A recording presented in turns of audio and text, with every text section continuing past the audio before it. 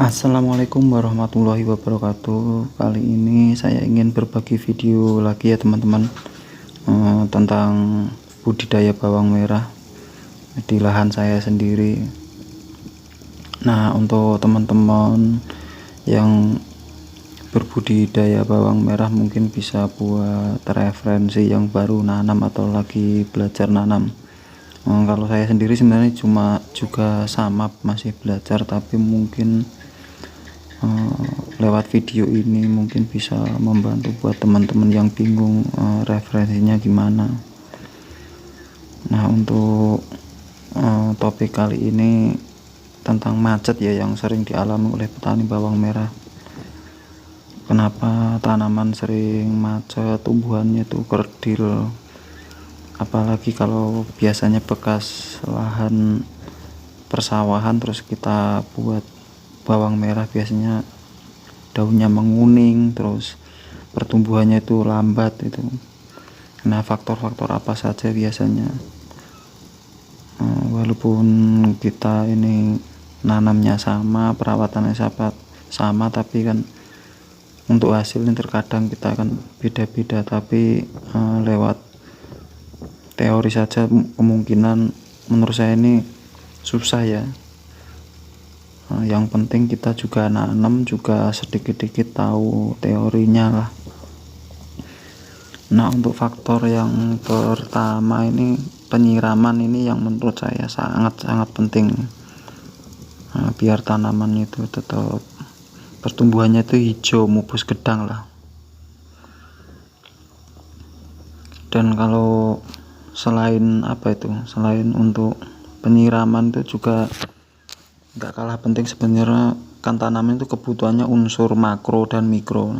Nah, untuk makro ini biasanya kan sekitar 70% dan mikronya ini 30%. Nah, kalau untuk kebutuhan makro ini ada beberapa unsurnya ya, terutama nitrogen atau biasanya orang sebutnya N lah.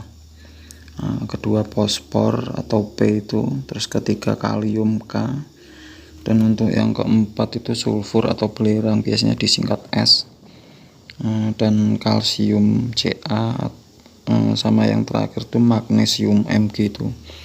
Nah, dari beberapa unsur itu biasanya tanaman itu kalau kekurangan ya bisa jadi kerdil, daun menguning. Jadi nggak selamanya yang daun kuning pada bawang merah itu karena hama atau apa gitu.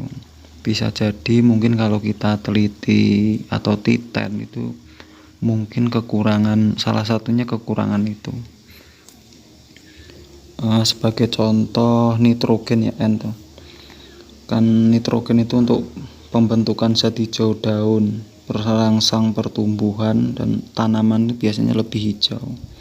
Nah, kalau kekurangan nitrogen gimana? Biasanya tanaman itu kerdil, daunnya itu kekuningan. Kalau untuk fosfor biasanya untuk berperan mempercepat buah biar matang.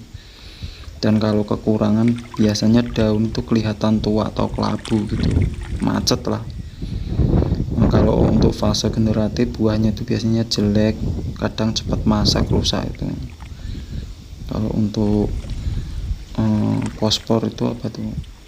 Fungsinya itu kan memacu pertumbuhan akar yang baik lah, meningkatkan pertumbuhan juga. Jadi kalau kurang ya itu tadi, daun kelihatan tua atau kelabu kalau orang sini bilang. Dan yang ketiga itu kalium atau K itu. Manfaatnya kalium kan sebagai aktivator pembentukan enzim pada tanaman lah kalau kita secara teorinya itu. Terus membantu penyerapan air dan unsur hara yang dibutuhkan tanaman, transportasi hasil asimilasi dari daun ke jaringan tanaman, ibaratnya pengangkutnya gitu. Nah, terus kalau kekurangan gimana? Biasanya kalau kekurangan kalium itu daunnya itu tua, mengkerut, bercak merah, atau biasanya lama-lama malah mati. Kadang daunnya lunglai atau lemes banget gitu. Itu biasanya kekurangan kalium atau unsur K. Dan kalau yang keempat itu sulfur atau belerang disingkat S. Kekurangan sulfur itu biasanya tanaman itu juga kerdil, pucuknya itu mengkerut gitu. Nah kalau sehat kan biasanya gini, mupus gedang tampak ya menyenangkan lah kalau dilihat.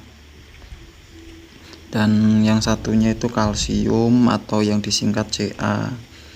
Nah kalau kekurangan kalsium itu daun muda itu pupusnya itu biasanya kuning. Nah pucuk kuning pada ujungnya itu bisa jadi kekurangan kalsium atau Ca itu.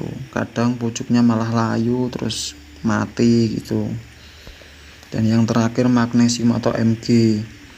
Itu biasanya daunnya itu kalau kekurangan Mg atau magnesium itu daun tua coklat, ya ada yang kelabu gitu, kadang daunnya itu mengering gitu, ujungnya semakin mengering-mering kayak kepanasan atau overdosis gitu. Jadi alangkah baiknya itu teman-teman itu kita lebih teliti lagi, nggak selalu yang tanaman kita itu menguning, kerdil, macet itu kita langsung berasumsi ini, berasumsi itu. Kita lihat dulu nah unsur-unsur kebutuhan makronya tadi mungkin kan bisa kekurangan atau mungkin belum terpenuhi malahan. Dan kalau unsurnya mikro itu kebutuhannya sekitar 30%, itu ada yang klor kayak disingkat Cl itu, kedua zat besi Fe, mangan Mn, tembaga singkat Cu, seng atau Zn itu, nah boron sama molybdenum. Nah, walaupun kebutuhannya ini kecil tapi juga dibutuhkan oleh tanaman tertentu ya. Kalau untuk klornya itu sebenarnya kalau umbi atau apa itu bawang merah itu enggak, kita malah ada pantangan lah gitu.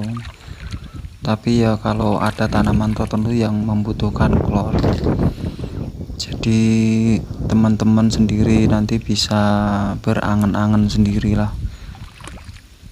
Kalau tanaman kita itu pucuknya menguning atau pertumbuhannya itu susah, apalagi bekas tanaman padi kayak punya saya ini ya, bisa mungkin yang saya sebutkan tadi itu salah satu faktornya juga bisa. Tinggal kita sendiri itu yang ibaratnya apa itu, kita itu bisa apa itu ngiling-ngiling lah tanaman kita sendiri tuh, oh sebenarnya kekurangannya mungkin bisa kekurangan ini, nggak selalu obatnya apa ini, terus ini obatnya apa, ini obatnya ini. Makanya kalau saya sendiri tuh pupuk yang lebih mahal sedikit, NPK itu karena ya ini alasannya ini tadi. Jadi kalau pakai NPK itu kan kebutuhannya udah lengkap apa yang dibutuhkan tanaman tadi, jadi lebih meminimal gejala-gejalanya tadi itu, jadi kita itu ngerawatnya lebih mudah. Untuk teman-teman sendiri ini saya kan berbagi sesuai pengalaman sendiri ya, walaupun mungkin teman-teman juga banyak yang nanam caranya metodenya sama, atau mungkin malah penjelasan saya ini kurang masuk atau kurang pas, mungkin ya mohon maaf karena keterbatasan sesama petani itu kan ya sendiri-sendiri lah, kurang lebihnya seperti itu.